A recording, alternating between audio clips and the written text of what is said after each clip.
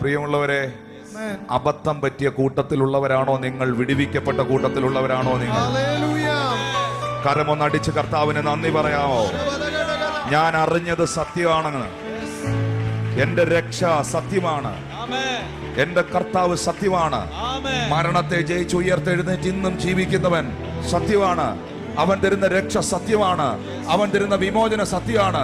എനിക്ക് കടമുണ്ടെങ്കിലും കാശുണ്ടെങ്കിലും, എനിക്ക് സൗഖ്യമുണ്ടെങ്കിലും ആരോഗ്യമില്ലെങ്കിലും, എന്റെ സിറ്റുവേഷൻ എന്തു തന്നെയാണെങ്കിലും എന്റെ ദൈവം വലിയവനാണെന്നുള്ള ബോധ്യമുള്ള ദൈവമക്കൾ ഈ ആരാധനയുടെ മധ്യയിൽ ഇരിപ്പുണ്ടെങ്കിൽ അവർ ശബ്ദമുയർത്തി കർത്താവിന് നന്ദി പറ.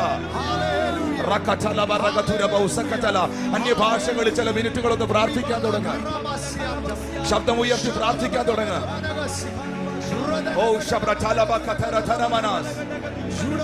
അധരങ്ങൾ തുറന്ന ദൈവത്തെ ആരാധിക്കാൻ തുടങ്ങുക.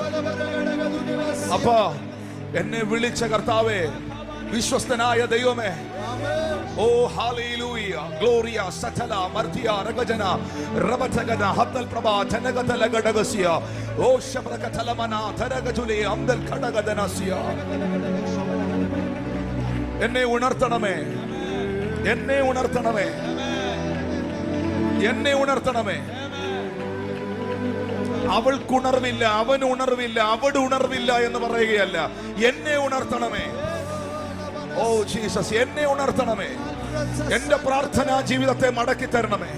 എന്റെ ഉപവാസ ജീവിതത്തെ മടക്കി തരണമേ. എന്റെ വചന ധ്യാനത്തെ മടക്കി തരണമേ. എനിക്ക് എന്റെ ദൈവത്തോടുള്ള ബന്ധത്തെ മടക്കി തരണമേ. ഓ ശതമാരഥലഗസിയ. Lord, restore me today morning. Restore me, Lord.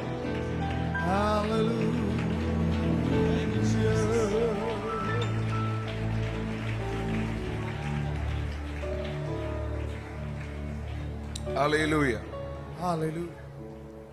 കർത്താവിന്റെ ആത്മാവ് വീണ്ടും നിങ്ങളെ സന്ദർശിക്കാൻ പോകുന്നു. ഈ ആമേൻ പോരാ. ആമേൻ. കർത്താവിന്റെ പരിശുദ്ധാത്മാവ് വീണ്ടും നിങ്ങളുടെ മേളിൽ ചിലത് തുറക്കുവാൻ പോകും. ആമേൻ.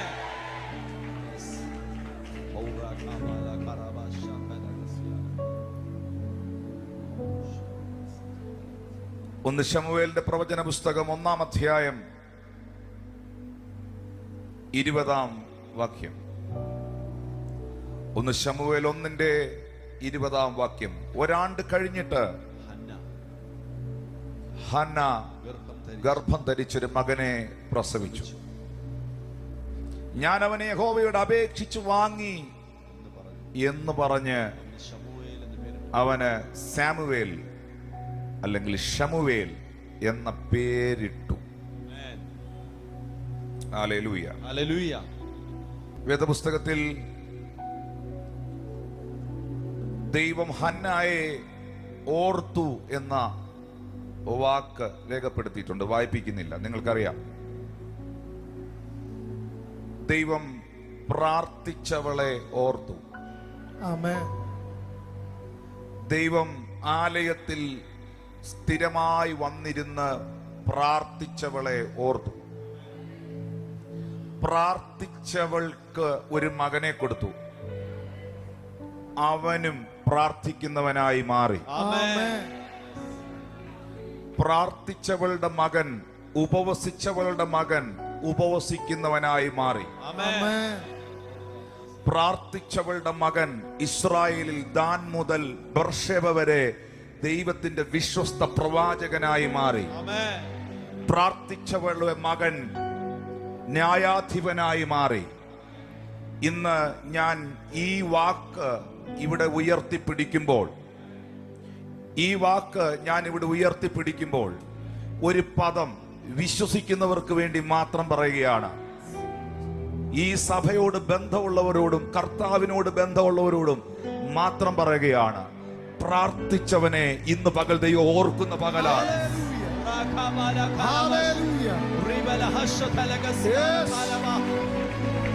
വ്യത്യസ്തമായ നിലകളിൽ അത് വിടുതലുകളായി നിങ്ങളുടെ മേൽ ഈ പകൽ പരിണമിക്കട്ടെ.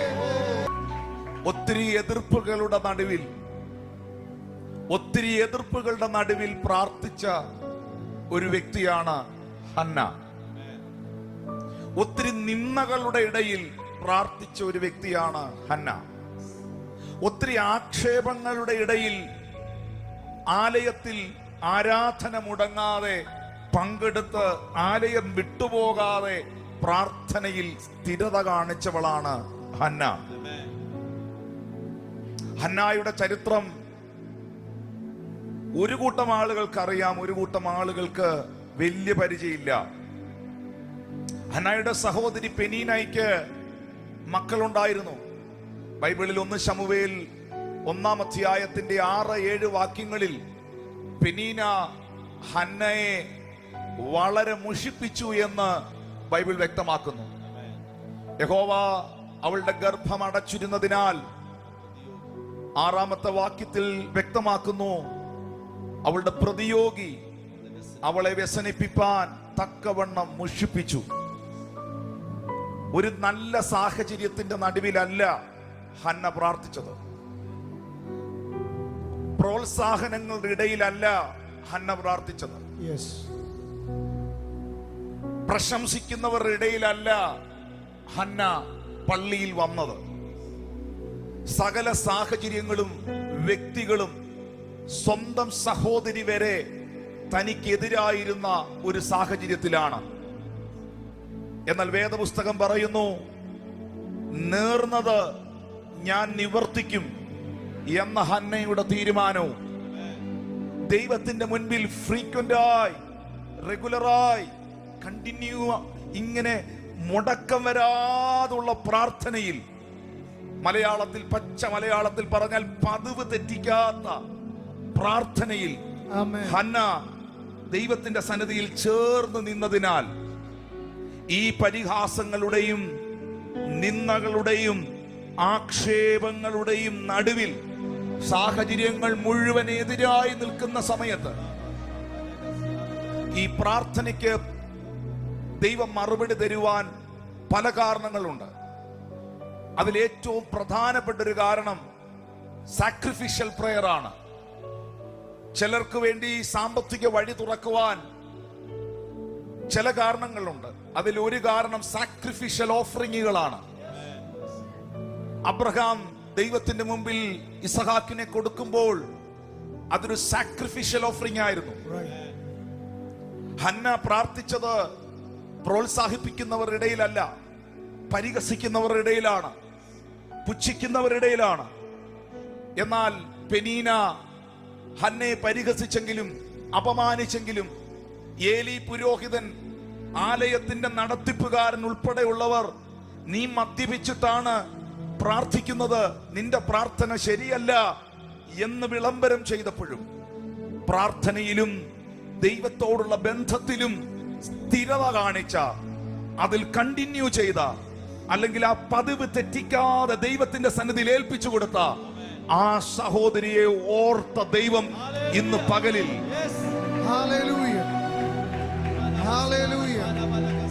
ഈ കൂട്ടത്തെ നോക്കി ഞാൻ ഇങ്ങനെ പ്രവചിക്കുകയാണ്, ഞാൻ ഇങ്ങനെ പ്രഖ്യാപിക്കുകയാണ്, പ്രാർത്ഥിച്ചവൻ പരാജയാകത്തില്ല.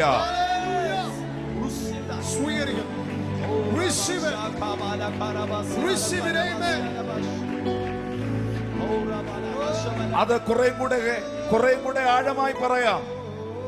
ഒത്തിരി നിന്ദകളുടെ നടുവിൽ, പരിഹാസങ്ങളുടെ നടുവിൽ ടിനു പാസ്റ്റർ പറയുന്ന ഈ വാക്ക് എന്റെ വാക്കല്ല, അത് നിങ്ങൾക്ക് വേണ്ടി ദൈവം തരുന്ന വാക്കുകളാണ്. ഞാൻ വീണ്ടും പറയുന്നു, നിന്റെ മേളിൽ ഒരു നിന്ന വീണിട്ടുണ്ടോ, നീ രക്ഷപ്പെട്ടു എന്നതാണ് അതിന്റെ അർത്ഥം.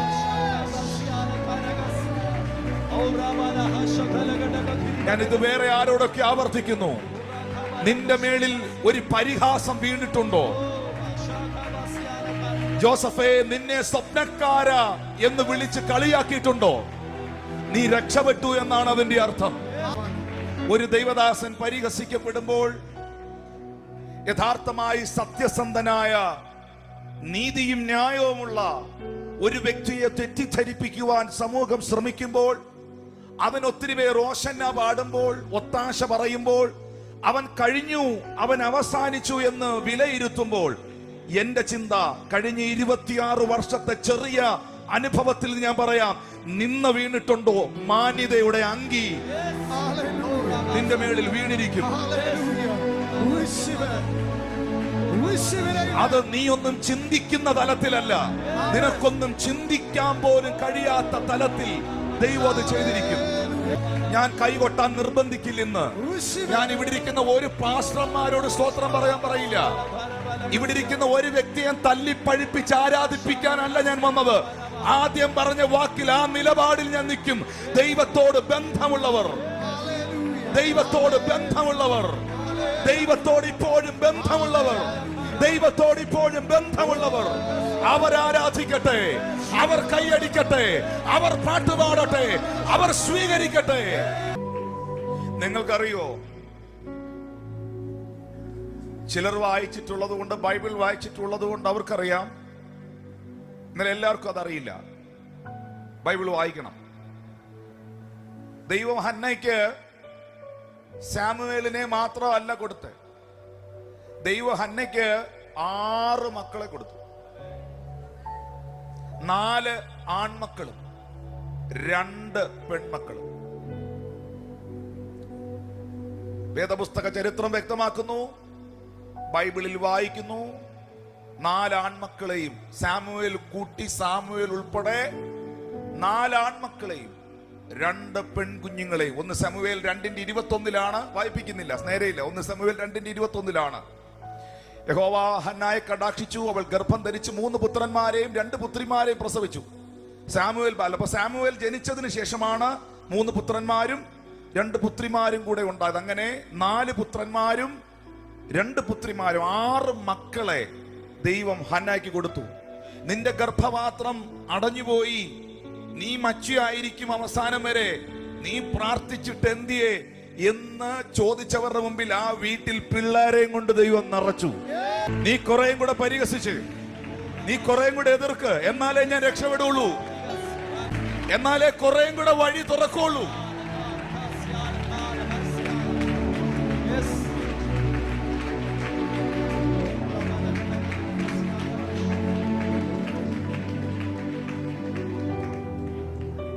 ജോസഫ് പറയുന്നു, എന്റെ സഹോദരങ്ങൾ എനിക്ക് തിന്മയ്ക്കായി ചെയ്തു, പക്ഷേ അവർ തിന്മയ്ക്കായി ചെയ്തത് മുഴുവൻ എന്റെ ദൈവം എനിക്ക് നന്മയ്ക്കാക്കി തിരിച്ചു. ഈ ഞായറാഴ്ച ഈ മുൻപിലിരുന്ന് ഇത് വിശ്വസിച്ച് ഏറ്റെടുക്കുന്ന കൊച്ചു കുഞ്ഞുങ്ങൾ തുടങ്ങി ഏറ്റവും പുറകിൽ ഇരിക്കുന്ന ആളുകളോട് പറയാം, നിന്റെ ചരിത്രത്തെ തിരിക്കാൻ കഴിവുള്ള ഒരു ദൈവം ഇന്ന് പകൽ ഇതിന്റെ നടുവിൽ വന്നിട്ടുണ്ട്. Hallelujah. Hallelujah. Yes, in the name of Jesus. Yeshuവിന്റെ നാമത്തിൽ. Amen. Receive it. Amen. ഇനി ഒരു സത്യയുടെ കേൾക്കണോ? ഞാൻ പെനീന എന്ന് പറഞ്ഞാൽ നിങ്ങൾക്ക് ഇപ്പോഴത്തെ ഈ മെസ്സേജിന്റെ പോക്കിൽ അത്ര മനസ്സിലാകുകയില്ല.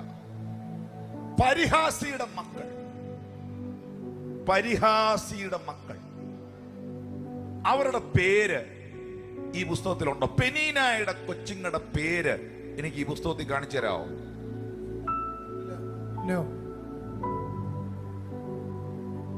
ആ തലമുറ രാമജയം ബോസാഫിന്റെ അതിരുകളിൽ ഒതുങ്ങിപ്പോയപ്പോൾ, പേര് പോലും പരാമർശിക്കപ്പെടാതെ ഒതുങ്ങിപ്പോയപ്പോൾ, സാമുവേൽ ബാലനോ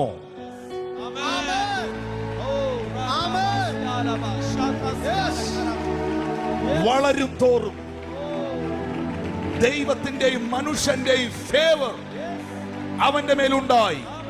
ഇസ്രായേലിന്റെ ഒരറ്റം മുതൽ അങ്ങേയറ്റം വരെ ഹന്നായുടെ തലമുറയെ ദൈവം ഉപയോഗിച്ചു. I decree and I declare the generational blessings in the name of Jesus. I release this congregation now. ഇപ്പോൾ ഈ പ്ലാറ്റ്ഫോമിൽ നിന്നുകൊണ്ട് വിശ്വസിക്കുന്നവർക്ക് വേണ്ടി ഞാൻ പ്രഖ്യാപിക്കുന്നു, തലമുറകളുടെ മേളിൽ ഒരു വലിയ ദൈവാനുഗ്രഹത്തിന്റെ കൈമാറ്റം ഉണ്ടാകട്ടെ.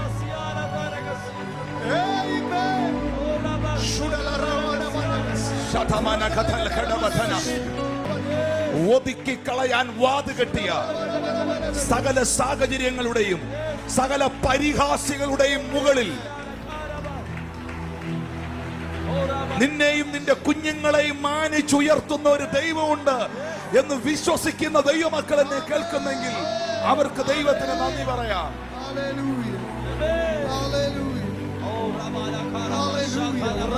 ദൈവം പരിഹാസിയുടെ ദൈവമല്ല, ദൈവം ഹന്നമാരുടെ ദൈവമാണ്, ദൈവം പ്രാർത്ഥിക്കുന്നവരുടെ ദൈവമാണ്.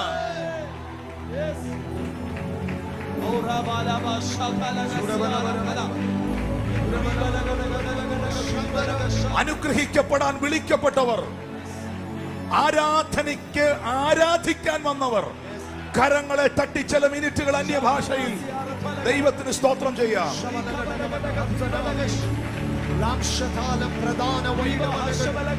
Father, in the name of Jesus,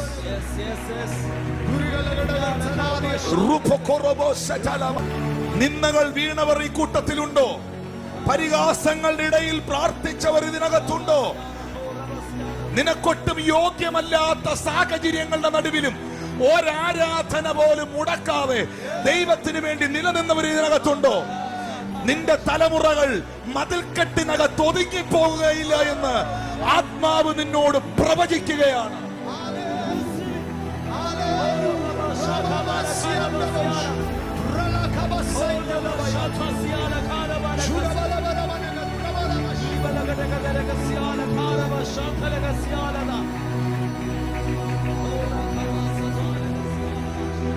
നിന്നെ മുഷിപ്പിച്ച സാഹചര്യങ്ങൾ, ഒറ്റപ്പെടുത്തിയ സാഹചര്യങ്ങൾ, പുറകെ നടന്ന് വഴക്കുണ്ടാക്കിയ സാഹചര്യങ്ങൾ, ആരുമറിയാതെ നിന്നെ എതിർത്ത സാഹചര്യങ്ങൾ, മാറി നിന്ന് അപമാനിച്ച സാഹചര്യങ്ങൾ, അതിന്റെ മധ്യയിലും നീ കണ്ണുനീരോടെ ആത്മനിറവിൽ ദൈവത്തോട് അപേക്ഷിച്ചെങ്കിൽ, പ്രാർത്ഥിച്ചെങ്കിൽ, നീ ഒരു മണ്ടനാണെന്നും മണ്ടിയാണെന്നും സമൂഹം പറഞ്ഞെടുത്ത് ചരിത്രം ചിലത് തെളിയിക്കുമെന്ന്, കാലം ചിലത് പ്രൂവ് ചെയ്യുമെന്ന് ആത്മാവ് പ്രവചിക്കുകയാണ്.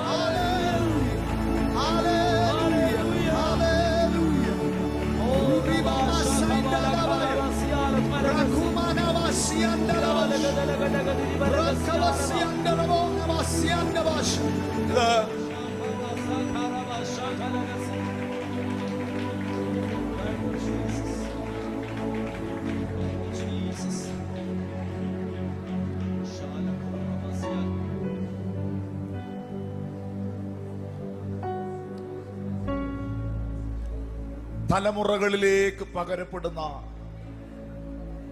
ദൈവാനുഗ്രഹങ്ങളുടെ കൈമാറ്റം. ഇന്നിവിടെ കരഞ്ഞ അമ്മ,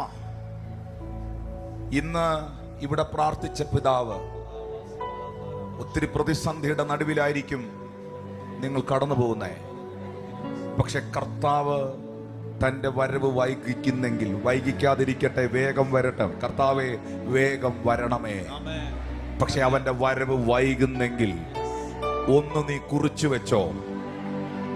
നിന്ന വീണവർ കുറിച്ചു വെച്ചോ, പരിഹാസം വീണവർ കുറിച്ചു വെച്ചോ. മതിൽക്കെട്ടുകളില്ലാതെ നിന്നെ മാനിക്കുന്നൊരു ദൈവം.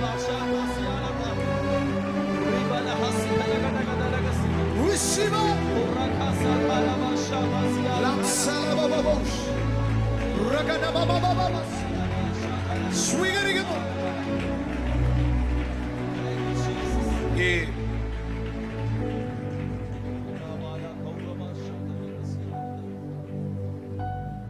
പെനീനായുടെ തലമുറകളെ കുറിച്ച് ബൈബിൾ ഒന്നും പരാമർശിക്കാതെ പോയ സാഹചര്യത്തിൽ ഒരൊറ്റ കാര്യം മാത്രമേ ആ തലമുറകളെ കുറിച്ച് പറയുന്നുള്ളൂ. ആ തലമുറ രാമഥയും സോഫാമിന്റെ അതിരുകളിൽ വളർന്നു. അതിരുകൾക്കകത്തും മതിൽക്കെട്ടുകൾക്കകത്തും ആ തലമുറ ഒതുങ്ങിയപ്പോൾ ഹന്നായുടെ മകൻ ദാൻ മുതൽ ബർഷേബ വരെ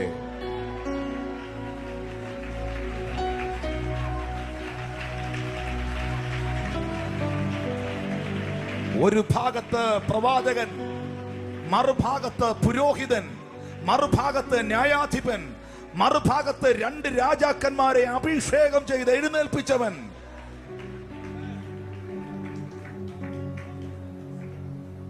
പരിശുദ്ധാത്മാവ് ലൈവിൽ കാണുന്ന എന്റെ പ്രിയമുള്ളവരോടും ഈ കൂട്ടായ്മയോടും കൂട്ടത്തോടും അറിയിക്കുന്നു, പ്രാർത്ഥനയുടെ മറുപടി ചെറുതാത്തില്ല. ഈ പ്രാർത്ഥിക്കാനിരിക്കുമ്പോഴും ആരാധിക്കാൻ തുടങ്ങുമ്പോഴും ദൈവത്തോട് കുറച്ച് അടുത്ത് വരുമ്പോഴും പ്രശ്നങ്ങൾ വർദ്ധിക്കാൻ സാധ്യതയുണ്ട്. കാരണം ഈ ലോകവും ലോകത്തിന്റെ സംവിധാനങ്ങളും ഒരു ദൈവ പൈതലിന് അനുകൂലമല്ല.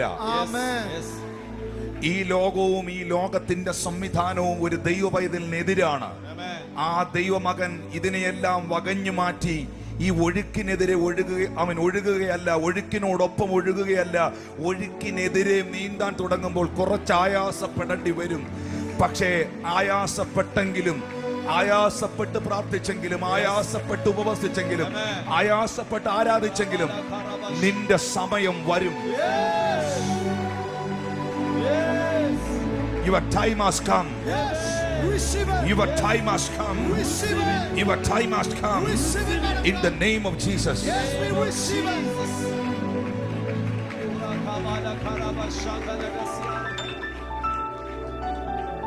ഞാൻ ഈ മകനെ ഹന്നയുടെ പ്രാർത്ഥനയുടെ മറുപടിയായി ലഭിച്ച 6 മക്കളിൽ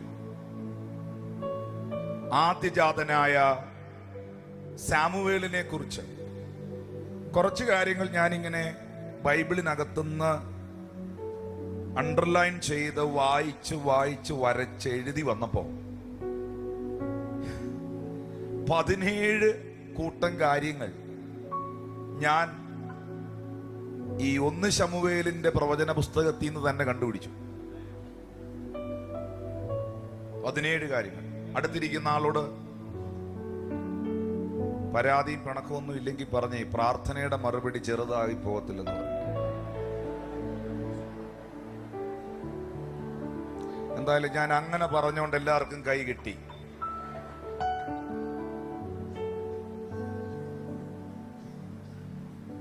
ഇപ്പുറത്തിരിക്കുന്ന ആളോടൊന്ന് പറഞ്ഞേ, പ്രാർത്ഥനയുടെ മറുപടി ചെറുതാകത്തില്ലെന്ന് പറഞ്ഞു. അതുകൊണ്ട് ആ വിഷമിച്ചിരിക്കുന്ന ചേച്ചിയോടൊന്ന് പറഞ്ഞേ, പ്രാർത്ഥനയുടെ മറുപടി ചെറുതാകത്തില്ല.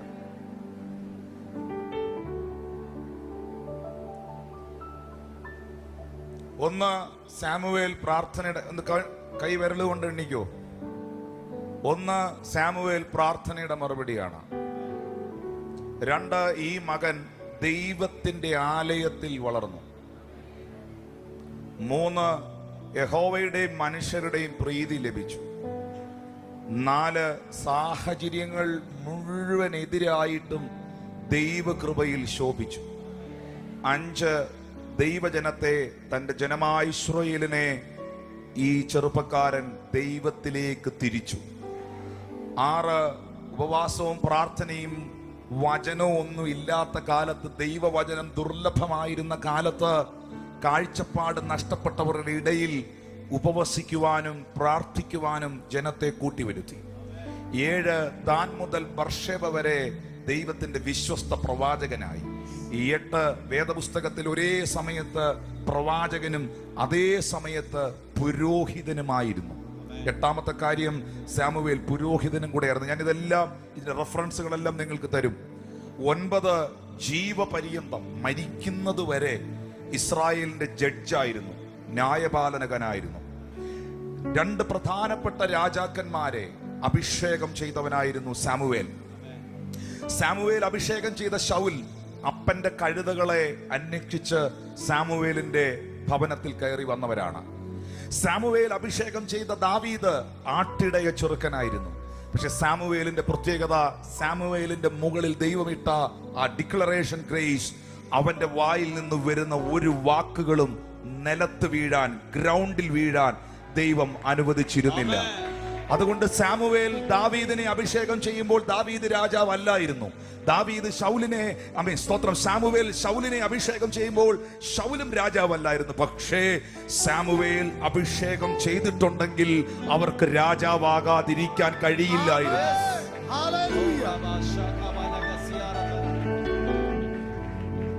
ദൈവവചനം കലർപ്പില്ലാതെ ആ കാലഘട്ടത്തിൽ പ്രസംഗിച്ച മനുഷ്യൻ. 12-ാമതായി അന്യായമായി പിടിച്ചു വാങ്ങാതെ ഒന്നും സമ്പാദിക്കാത്ത മനുഷ്യൻ. വേദപുസ്തക 13-ാമതായി ബൈബിളിലെ 3 പുസ്തകങ്ങൾ, അതിപ്രധാനപ്പെട്ട 3 പുസ്തകങ്ങൾ ഈ ബൈബിളിൽ രചിച്ച മനുഷ്യൻ. ന്യായാധിപന്മാരുടെ പുസ്തകം എഴുതിയത് സാമുവേലാണ്. രൂത്തിന്റെ പുസ്തകം എഴുതിയത് സാമുവേലാണ്. 1 ശമൂവേലിന്റെ പ്രവചന പുസ്തകം എഴുതിയിരിക്കുന്നതും സാമുവേൽ തന്നെയാണ്. ബൈബിളിലെ 3 പുസ്തകങ്ങൾ രചിക്കുവാൻ ദൈവം ഈ ചെറുപ്പക്കാരനെ ഇടയാക്കി. 14 ഫെലിസ്ത്യരുടെ ആധിപത്യം ആ കാലഘട്ടത്തിൽ അവസാനിപ്പിച്ചു. 15 ഇതുപോലെ പ്രവചനാത്മാവിനെ പകരുന്ന, ഇമ്പാർട്ടേഷൻ ക്വിക്കായിട്ട് മൂവ് ചെയ്യുന്ന ഒരു ദൈവമനുഷ്യൻ ബൈബിളിൽ പ്രവചന ശുശ്രൂഷയിൽ വേറെയില്ലായിരുന്നു. 16 മോശയ്ക്ക് ശേഷം ഇസ്രായേൽ ചരിത്രത്തിലെ ഏറ്റവും വലിയ നായകനായിരുന്നു സാമുവേൽ. 17 വാർദ്ധക്യം വരെ ജീവിക്കാൻ, വീണു പോകാതെ അവസാനം വരെ ദൈവകൃപയിൽ നിൽക്കാൻ ദൈവം സഹായിച്ച മനുഷ്യനാണ് സാമുവേൽ. പ്രാർത്ഥനയുടെ മറുപടി ചെറുതാകത്തില്ല.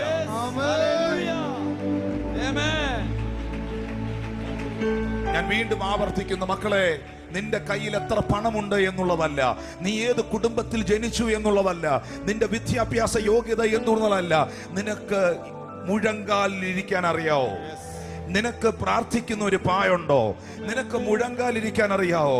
ഒരു ബൈബിളും എടുത്ത് മുന്നിൽ വെച്ച് ദൈവത്തിന്റെ സന്നിധിയിൽ മുഴങ്കാലിരുന്ന് അപ്പാ എന്ന് വിളിച്ച് ദൈവത്തിന്റെ മുമ്പിൽ കണ്ണുനീരോടെ പ്രാർത്ഥിക്കാൻ നിനക്കറിയാവോ? അത്രയും നിനക്കറിയാമെങ്കിൽ നിന്റെ ഭവനത്തെ ഒരു ചരിത്രമാക്കി, ഒരു അത്ഭുതമാക്കി തീർക്കുവാൻ എന്റെ ദൈവം വിശ്വസ്തനായ ദൈവമാണ്. ഇന്ന് പകൽ പ്രാർത്ഥിക്കുന്നവൻ പരാജയമാകില്ല. പ്രാർത്ഥിക്കുന്നവനെ ഒരു ചരിത്രമാക്കുന്ന ദൈവം ജീവിക്കുന്നു.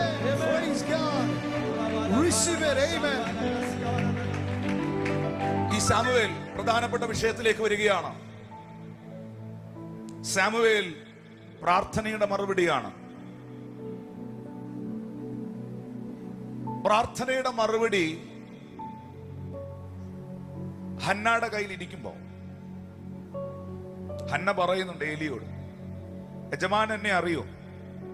ഞാനാണ് ഈ ആലയത്തിൽ വർഷങ്ങളായി പ്രാർത്ഥനയിൽ സ്ഥിരത കാണിച്ചത്. ആ വാക്ക് നമുക്കൊന്ന് ചിന്തിക്കേണ്ട വാക്കാണ്. യജമാനൻ എന്നെ ഓർക്കുന്നുണ്ടോ? യജമാനൻ എന്നെ മനസ്സിലായോ? ഞാനാണ് ഈ സഭയുടെ സെക്രട്ടറി ആണോ? അങ്ങനാണോ? യജമാനൻ എന്നെ മനസ്സിലായോ? ഞാനാണ് ഇവിടുത്തെ ലീഡർ ആണോ? യജമാനൻ എന്നെ മനസ്സിലായോ? ഞാനാണ് ഇവിടുത്തെ പാസ്റ്റർ അല്ലെങ്കിൽ പാസ്റ്റർ ഭാര്യ അങ്ങനാണോ? ഞാനാണ് ഇവിടെ പ്രാർത്ഥിക്കാൻ വന്നിരുന്നവൾ. എന്നെ ഓർക്കുന്നുണ്ടോ? അതിനൊരു പ്രത്യേകതയുണ്ട്. സെക്രട്ടറിയെ മറന്നാലും പ്രാർത്ഥിച്ചവനെ മറക്കുകയല്ല.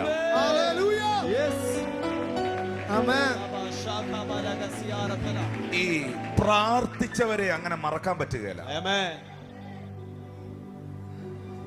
നിങ്ങൾക്ക് വേണ്ടി പ്രാർത്ഥിച്ചവർ. ഒരു ഉമ്മയോട് ഒരു മകൻ ചോദിച്ചു. ഉമ്മ എന്ന് പറയുമ്പോൾ ഒരു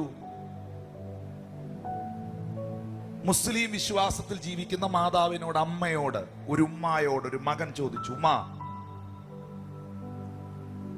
ഉമ്മയുടെ ജീവിതത്തിൽ ഞാനൊരു മകൻ എന്ന നിലയിൽ ഉമ്മയുടെ ഏറ്റവും വലിയ ആഗ്രഹം എന്നാ? ഞാനത് സാധിപ്പിച്ചു തരും. ആ ഉമ്മ ഈ മകനോട് പറഞ്ഞു, മോനെ, ഉമ്മാക്ക് ഒറ്റ ആഗ്രഹമുള്ളൂ, ആരും ദൈവത്തിന്റെ മുമ്പിൽ വന്ന് പ്രാർത്ഥനയിൽ നീ ചെയ്ത പ്രവർത്തികൾ നിമിത്തം നെടുവീർപ്പിടരുത്. ഉമ്മായ്ക്ക് ഒറ്റ ആഗ്രഹമുള്ളൂ, നീ ചെയ്ത പ്രവർത്തികൾ, നീ ചിലരെ വിഷമിപ്പിച്ച പ്രവർത്തികൾ, നീ ചിലരെ കരയിപ്പിച്ച പ്രവർത്തികൾ നിമിത്തം ആരും ദൈവസന്നിധിയിൽ വന്ന് നിനക്കെതിരെ പ്രാർത്ഥിക്കരുത്, നിനക്കെതിരെ നെടുവീർപ്പിടരുത്. എന്റെ മകനെ കുറിച്ച് എനിക്ക് അത്രേ ആഗ്രഹമുള്ളൂ. നിന്നെക്കുറിച്ച് എല്ലാവരും ഓർക്കുമ്പോൾ ദൈവത്തിന് നന്ദി പറയണം.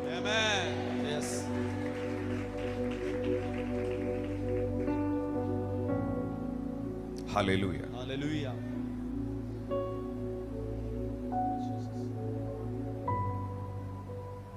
ഹന്ന അതുകൊണ്ട് കൊച്ചിനെ എന്നായതെന്നറിയാം, പള്ളിയിൽ കൊണ്ടുവിട്ടു, ആലയത്തിൽ വിട്ടു. ഹന്ന കുഞ്ഞിനെ ആലയത്തിൽ വിട്ടത് ശരിക്കും പറഞ്ഞാൽ ആ കുഞ്ഞ് ദൈവകൃപയിൽ വളർന്നു വരാൻ വേണ്ടിയാണ്. ഉറപ്പായിട്ടും 1 ശമൂവേൽ 1:24 അത് എഴുതിയിട്ടുണ്ട്. 2-ാം അധ്യായത്തിന്റെ 11-ാം വാക്യത്തിൽ എഴുതിയിട്ടുണ്ട്, ബാലൻ ഏലി പുരോഹിതന്റെ മുൻപിൽ യഹോവയ്ക്ക് ശുശ്രൂഷ ചെയ്തു എന്ന്. 21-ാം വാക്യത്തിലും അത് രേഖപ്പെടുത്തിയിട്ടുണ്ട്. യഹോവ അന്നെ കടാക്ഷിച്ചു, അവൾ ഗർഭം ധരിച്ച് 3 പുത്രന്മാരെ 2 പുത്രിമാരെ പ്രസവിച്ചു. സാമുവേൽ ബാലനോ പ്രസൻസ് ഓഫ് ഗോഡിൽ പറഞ്ഞ പ്രസൻസ് ഓഫ് ഗോഡ്. സാമുവേൽ ബാലൻ ദൈവ സാന്നിധ്യത്തിൽ, ദൈവ സന്നിധിയിൽ വളർന്നു വന്നു.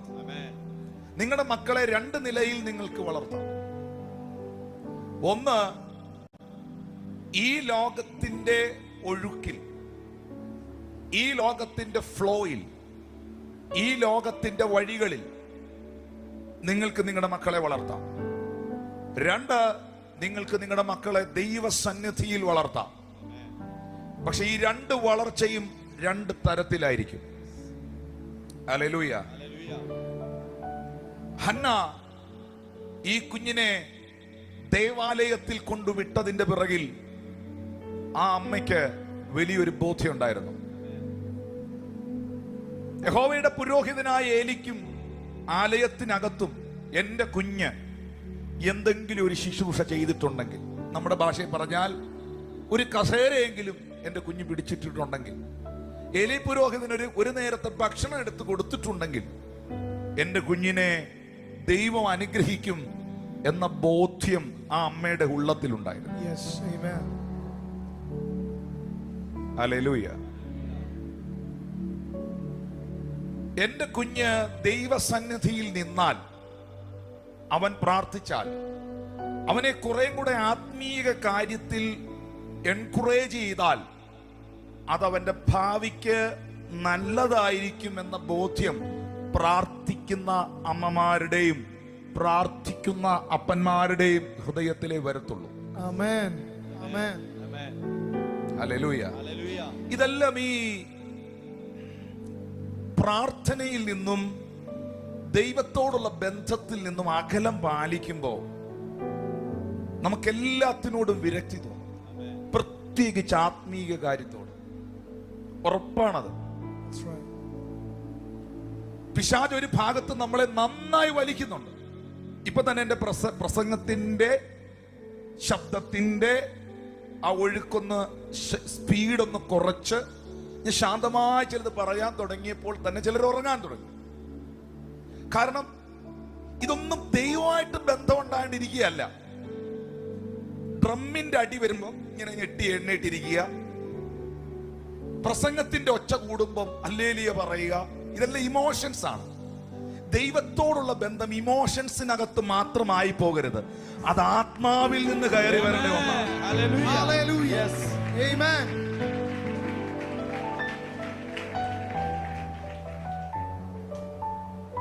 പാസ്റ്റർ കരയുമ്പോൾ കൂടെ കരയുക, പുറകിൽ കീബോർഡ് അതിനൊത്തു പിടിക്കുമ്പോൾ കരയുക, ഇതെല്ലാം ഇമോഷൻസ് ആണ്. നല്ലതാണ്. ഇമോഷൻസ് ദൈവത്തിന്റെ സാന്നിധ്യത്തോട് നമ്മെ കണക്ട് ചെയ്യുന്നതിന് കാരണമാണ്. കേവല ഇമോഷൻസിനകത്ത് മാത്രമായി പോരുത്. നിങ്ങളും കരയുന്നുണ്ട്, സീരിയൽ കാണുന്ന അമ്മച്ചിയും തലയെ തോർത്തിട്ട് കരയുന്നുണ്ട്. എന്തിനാ കരയുന്നതെന്ന് ചോദിച്ചാൽ അമ്മച്ചിക്കും അറിഞ്ഞൂടാ, ഇവിടെ ഇരിക്കുന്ന അമ്മാമ്മയ്ക്കും അറിഞ്ഞൂടാ, രണ്ടും കരയുന്നുണ്ട്. ഇമോഷൻസ് ആണ്. മരുമകൾ അമ്മായിയമ്മയുടെ അടുക്കൽ സംസാരിക്കുമ്പോൾ അമ്മായിയമ്മ എന്തൊക്കെയോ പറയുന്നു, മരുമകളെ തല്ലാൻ വരുമ്പോൾ കൊച്ചൊരു ടിവിയുടെ മുമ്പിൽ ഇരുന്ന് അമ്മ കരയുകയാണ്. ഇമോഷനാണ്. ഒരാൾക്കൊരു പ്രയാസം വരുന്നത് കേൾക്കുമ്പോൾ ഇമോഷൻസ് ആണ്. ദൈവത്തിന്റെ മുൻപിലും കേവലം ഈ ആരാധനയും കയ്യടിയും പ്രാർത്ഥനയും ഒരു ഇമോഷൻസിന്റെ മേളിലായി പോകരുത്. പുറത്തോട്ടിറങ്ങും നിങ്ങൾ ഇവിടുന്ന്, അപ്പൊ കീബോർഡ് കാണില്ല, ഈ പ്രസംഗവും കേൾക്കില്ല, ആരും നിങ്ങളെ ഇങ്ങനെ പ്രാർത്ഥിക്കാനും പറഞ്ഞു തരാനും ഒന്നും കൂടെ കാണും. നിങ്ങൾ തനിച്ചാവും. ഒറ്റയ്ക്ക് റോഡിലൂടെ നടക്കേണ്ടി വരും. ഒറ്റയ്ക്ക് ബെഡ്റൂമിലിരിക്കും. ഒറ്റയ്ക്ക് ഫോണുമായിട്ടിരിക്കും. ആ സമയത്തും നീ കൃപയിൽ നിൽക്കണമെങ്കിൽ Yes. Yes. Amen. Amen. ഇമോഷൻസിനകത്തല്ല, Amen. Personally നിന്റെ സ്പിരിറ്റിൽ, നിന്റെ ആത്മാവിൽ Yes. നിനക്ക് ദൈവവുമായിട്ടൊരു ബന്ധമുണ്ടാകും. Amen. ഹല്ലേലൂയ. Hallelujah. ആമേൻ. Amen. ഞാൻ വളരെ പ്രധാനപ്പെട്ട ഒരു ഭാഗത്തിലേക്ക് വരികയാണ്. ഈ ഹന്ന സാമുവേലിനെ പള്ളി കൊണ്ടുവിട്ടത്, ചർച്ചിൽ കൊണ്ടുവിട്ടത് ഈ കൊച്ചു ദൈവകൃപയിൽ വളർന്നു വരാനാ. പക്ഷെ ശരിക്കും പറയാം, എന്നെ കേൾക്കുന്നുണ്ടോ നിങ്ങൾ? ഈ അടുത്ത 15 മിനിറ്റ് നിങ്ങൾ ശ്രദ്ധിച്ചു കേൾക്കണം. ഉറക്കം വരുന്നെങ്കിൽ, ആർക്കെങ്കിലും ഉറക്കം വരുന്നുണ്ടോ? ഉറക്കം വരുന്നെങ്കിൽ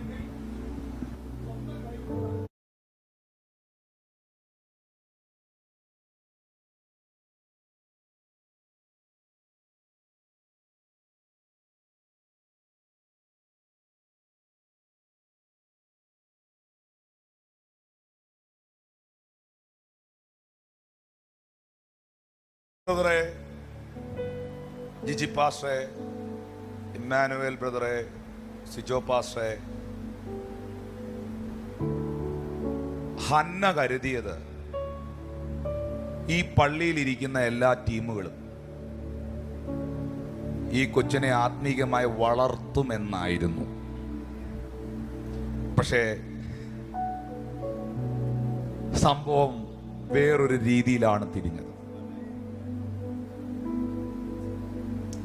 ആത്മീകമായി വളരാൻ സാമുവേലിനോടുള്ള ബന്ധത്തിൽ സാഹചര്യങ്ങൾ ഒട്ടും അവൻ അനുകൂല അല്ലായിരുന്നു. Amen. ശ്രദ്ധിച്ചു കേൾക്കണം. കാരണം അന്ന് സാമുവേൽ ഈ ആലയത്തിൽ നിൽക്കുമ്പോൾ, ശുശ്രൂഷയ്ക്കായി സമർപ്പിക്കുമ്പോൾ, ദൈവത്തിന് വേണ്ടി തന്നെ നിവേദിക്കുന്ന ടൈമിൽ ബൈബിൾ വ്യക്തമാക്കുന്നൊരു കാര്യമുണ്ട്. വചനം അന്ന് ദുർലഭമായിരുന്നു. വേർഡില്ലായിരുന്നു. വചനവും പ്രവചനങ്ങളും ഒന്നും അന്നില്ലായിരുന്നു. ദൈവത്തിന്റെ ആലയത്തിനകത്ത് കത്തി നിൽക്കുന്ന വിളക്ക് ഊതി അണച്ചിട്ട് ഉറങ്ങുന്ന പുരോഹിതനായിരുന്നു ആ ചർച്ചിൽ ഉണ്ടായിരുന്നത്. യഹോവയുടെ ആലയത്തിൽ വിളക്ക് കെട്ടുപോകാതെ കത്തി നിൽക്കണം. ദൈവത്തിന്റെ ആലയത്തിൽ കത്തി നിൽക്കേണ്ട വിളക്കിനെ ഊതി അണച്ച് ആത്മീയ കാഴ്ചപ്പാട് നഷ്ടപ്പെട്ട് ജഡത്തിനകത്ത് പെട്ട് മുഴുകി ദൈവഭയം ഇല്ലാതെയായി ദൈവാലയത്തിൽ കത്തുന്ന വിളക്ക് ഊതി അണച്ചിട്ട് കിടന്നുറങ്ങുന്ന പുരോഹിതൻ. ഇനി അത്ഭുതകരമായൊരു കാര്യം, അന്നത്തെ കാലഘട്ടം 1 ശമൂവേൽ 2:12 മുതൽ 17 വരെ ഞാനൊന്ന് വായിക്കുകയാണ്. ശ്രദ്ധിച്ചു കേൾക്കണം. ആ സഭ നടത്തുന്ന ശുശ്രൂഷകൻ ഏലി പുരോഹിതനാണ്. ആ സഭയുടെ പാസ്റ്ററിന്റെ അല്ലെങ്കിൽ ആ സഭയുടെ പുരോഹിതന്റെ ശുശ്രൂഷകന്റെ മക്കളുമാര് നീചന്മാരും യഹോവയെ ഓർക്കാത്തവരുമായിരുന്നു. ശ്രദ്ധിക്കുന്നോ? ഹലോ, മിണ്ടുകയില്ലെന്നറിയാം. പക്ഷെ ഇത് സത്യ. ദൂതച്ചാനോട് തന്നെ സത്യ. ഇത് മാമേ, നിങ്ങളോട് തന്നെ ദൂത്. അടുത്ത വാക്ക്, പുരോഹിതന്മാർ ജനത്തോട് ആചരിച്ച വിധം. അപ്പൊ പുരോഹിതന്മാരുണ്ടായിരുന്നു, ഏലി മാത്രമല്ല. വല്ലവരും ഈ പള്ളിയില്, ഈ ചർച്ചില് യാഗം കഴിക്കുമ്പോ ഈ ആലയത്തിനകത്ത് യാഗപീഠത്തിൽ ഇരിക്കുന്ന മാംസം ദൈവത്തിന് നിവേദിച്ച, ദൈവത്തിന് അർപ്പിച്ച ഓൾട്ടർ. ഓൾട്ടർ എന്ന് പറയുന്നത് ഓൾഡ് ടെസ്റ്റ്മെന്റിൽ ദൈവം ഇറങ്ങുന്ന സ്ഥലമാണ്. ആ ഓൾട്ടറിനകത്ത് വെച്ചിരിക്കുന്ന മീറ്റ് കാളക്കുട്ടിയുടെ ആകാം, ആട്ടുകൊറ്റന്റെ ആകാം, പശുക്കിടാവിന്റെ ആകാം, ദൈവത്തിന് നിവേദിച്ചതാണ്. ആ മാംസം വെന്ത് പരുവായി, കാരണം തീക്കാത്താണല്ലോ. ഇത് വേവാവുമ്പം ഇതിനകത്ത് ചൂട് കയറി, നമ്മുടെ ഭാഷയിൽ ഇന്നത്തെ പിള്ളേർക്ക് 2K പിള്ളേർക്ക് മനസ്സിലാകുന്ന രീതി പറഞ്ഞ് ഇത് ബാർബിക്യൂ പോലെ, സ്റ്റേക്ക് പോലെ ഗ്രില്ലാവുമ്പം ഈ പുരോഹിതനും പുരോഹിതന്റെ ബാല്യക്കാരും ഈ ടീമും എല്ലാം കൂടെ കയ്യില് മുപ്പല്ലിയുമായി. ഇപ്പൊ മുപ്പല്ലി എന്ന് പറഞ്ഞാൽ മനസ്സിലാകുകയല്ല. ഫോർക്ക് കണ്ടിട്ടുണ്ടോ? ഫോർക്കും നൈഫുമായിട്ട് വന്ന് പള്ളിക്കകത്ത്, ചർച്ചിനകത്ത് ദൈവത്തിന് അർപ്പിച്ച യാഗപീഠത്തിൽ വെച്ച യാഗവസ്തു ഇതുകൊണ്ട് വന്നിരുന്ന് കുത്തി തിന്നുമായിരുന്നു. ഹലോ, മനസ്സിലായില്ലല്ലേ? ഇവർക്കൊക്കെ മനസ്സിലാകാൻ ഞാൻ നിങ്ങൾക്ക് മനസ്സിലായി. സ്വോത്രകാഴ്ച എടുത്തോണ്ട് പോയി പാസ്റ്ററും പാസ്റ്റർ പിള്ളേരും കൂടെ കള്ളു കുടിക്കുമായിരുന്നു. അപ്പൊ മനസ്സിലായോ?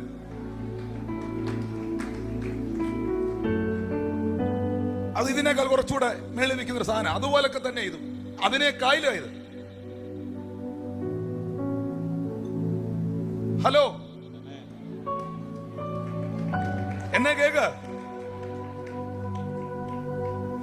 ഇവിടെ അടുത്ത വാക്യം, ആരും ഞെരിവിളി ഒന്നും കൊള്ളരുത്, ഞാൻ കണ്ടുപിടിക്കും. 15-ാമത്തെ വാക്യം, മേധസ് ദഹിക്കും മുമ്പ് പുരോഹിതന്റെ ബാല്യക്കാരൻ വന്ന് യാഗം കഴിക്കുന്നവനോട് പുരോഹിതന് വറുപ്പാനുള്ള മാംസം തരാൻ. പുരോഹിതൻ വരുന്നില്ല, അച്ഛനുള്ളത് തന്നെ. അച്ഛനകത്തിരിക്കുന്ന അച്ഛന്റെ പങ്കിഞ്ഞെടുത്തു. ഇതെവിടെ ഇരിക്കുന്ന? യാഗപീഠത്തിൽ ഇരിക്കുന്ന. ഇത് ആർക്കർപ്പിച്ചതാ?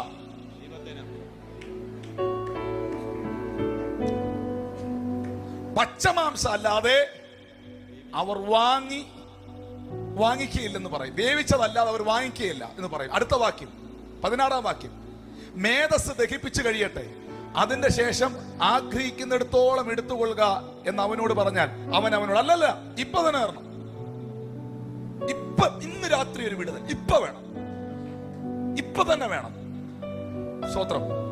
അല്ല, ഞാൻ അടുത്ത ആഴ്ച വരികയില്ല. സ്തോത്രം.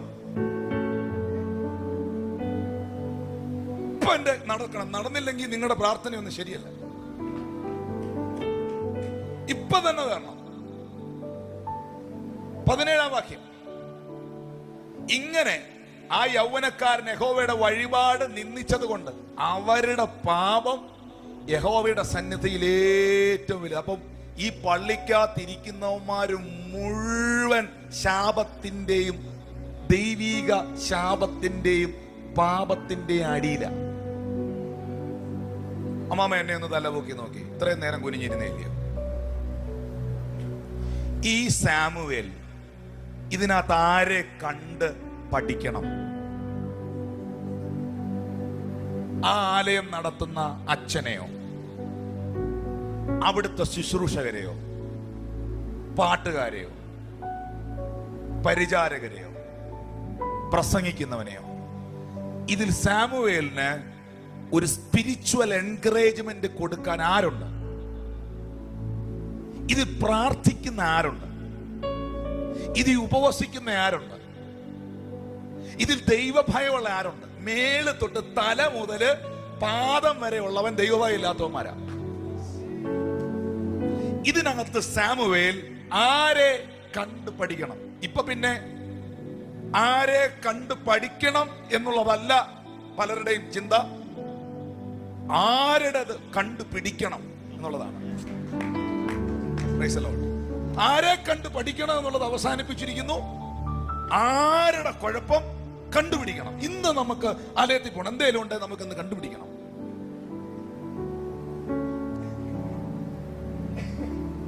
കണ്ടുപിടിക്കണം എന്നുള്ളത് മാറ്റി ഇപ്പൊ കണ്ടുപിടിക്കാൻ നടക്കുക. ഞാനതാ പറഞ്ഞ കൈ പൊക്കരുത്, എനിക്ക് എന്തെങ്കിലും തോന്നും, പിന്നെ നിങ്ങളാന്ന് വല്ലതും തോന്നിയ പിന്നെ ആകെ പ്രശ്നമാവും. അതുകൊണ്ട് ചിരിച്ച് വളരെ പ്രസന്നതയോടെ അങ്ങനെ ഇരിക്കുന്നതായിരിക്കും ഏറ്റവും നല്ലത്.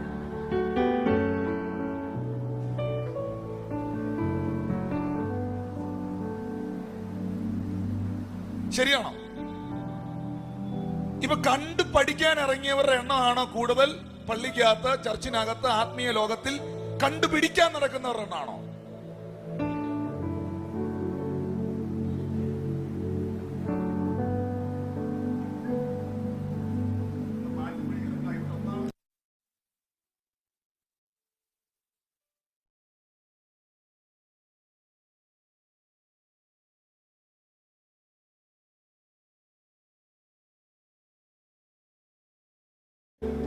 നിങ്ങൾക്ക് ഈ ചോദ്യം ഞാൻ വളരെ സിൻസിയറായിട്ട് നിന്ന് സംസാരിക്കുകയാണ്. ഈ ശരിക്കും ഇന്നത്തെ സമൂഹം പിശാചി ചെയ്ത ഏറ്റവും വലിയൊരു ചതിയാണോ? പ്രാർത്ഥിക്കുന്നവനെയും ഉപവസിക്കുന്നവനെയും യഥാർത്ഥമായി കർത്താവിന് വേണ്ടി നിൽക്കുന്നവനെ എല്ലാം അങ്ങ് തെറ്റിദ്ധരിപ്പിക്കും. ഇടുന്നുണ്ടോ? കുഴപ്പമുണ്ട്, പ്രശ്നമില്ലെന്ന് ഞാൻ പറയുന്നില്ല, കുഴപ്പമുണ്ട്, പലയിടത്തും ഉണ്ട്. പക്ഷെ ഇതിന്റെ ഇടയ്ക്ക് അതല്ലാത്തവരെ തെറ്റിദ്ധരിപ്പിക്കും.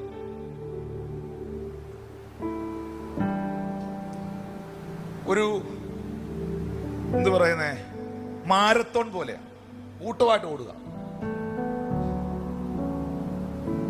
നിങ്ങൾക്ക് ഇങ്ങനെ ആർക്കെങ്കിലും പ്രശ്നമുണ്ടോ സ്പിരിച്വലി? ഞാനിത് നിങ്ങളെ കൗൺസിൽ ചെയ്യാണെന്ന്. പാസ്റ്ററെ, എന്റെ ബ്രദറെ, സഹോദര,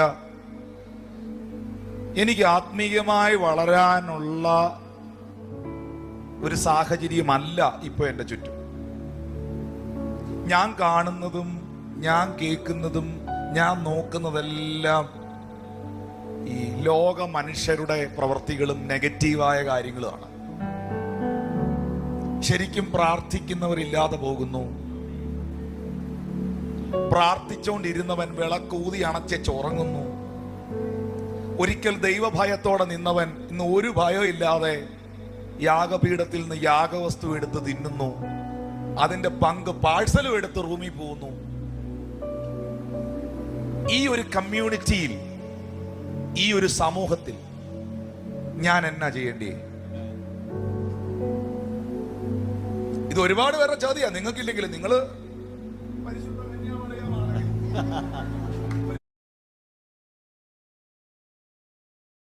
ഒരുപാട് പേരുടെ ചോദ്യ. സോഷ്യൽ മീഡിയ തുറന്നാൽ അനുകൂലമല്ല, കോളേജിൽ പോയ അനുകൂലമല്ല, അവസാനത്തെ കച്ചിത്തുരുമ്പായിരുന്നു പള്ളി വരിക, ചർച്ചിൽ വരിക എന്നുള്ളത്. അവിടെ ഇരിക്കുന്ന ആളുകളെല്ലാം വിശുദ്ധ മാലാഖമാരാന്ന് കരുതിയേ വന്നേ. വെളിയിൽ നിൽക്കുന്നവനേക്കാളും വിളച്ചിൽ പിടിച്ചവനാണ് അകത്തിരിക്കുന്നത്.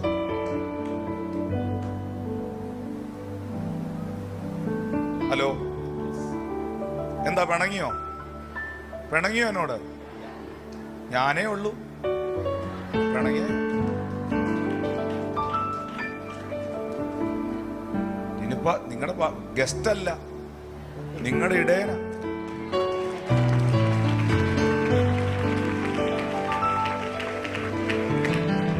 അല്ല, ഗസ്റ്റിന് ഇത് പറഞ്ഞിട്ട് തന്നെ ചെയ്യാനാ?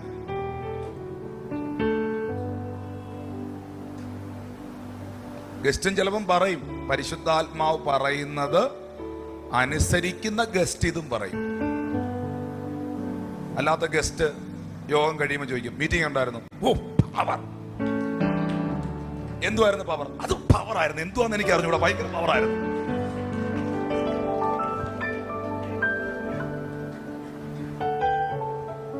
എന്തുവാന്നൊന്നും എനിക്ക് അറിഞ്ഞൂടാ, വല്ലാത്ത ഒരു പവറായിരുന്നു.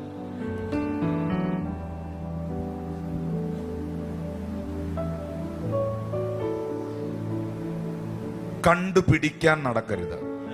നിന്നെ ചിലര് കണ്ടു പഠിക്കണം.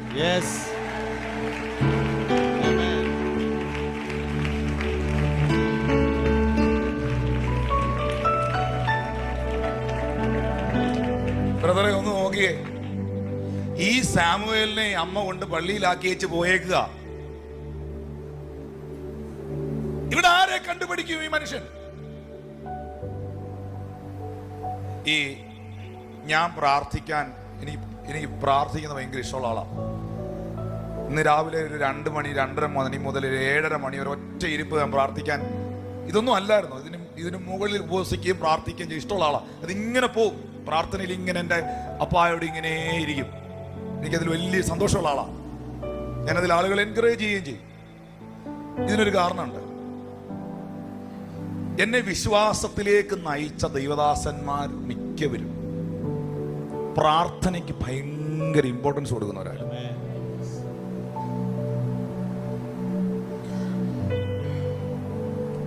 അതിലൊരു ദൈവദാസൻ നിത്യതയിൽ വിശ്രമിക്കുന്ന ഷാരോൺ ചർച്ചിലെ, നേരത്തെ ഇവിടെ ഓടനാവട്ടം ചർച്ചിലിരുന്ന, പിന്നെ പുനലൂർ വെച്ചാണ് പുള്ളി മരണപ്പെടുന്നത്, MJ സിബിച്ചൻ എന്നൊരു ദൈവദാസൻ.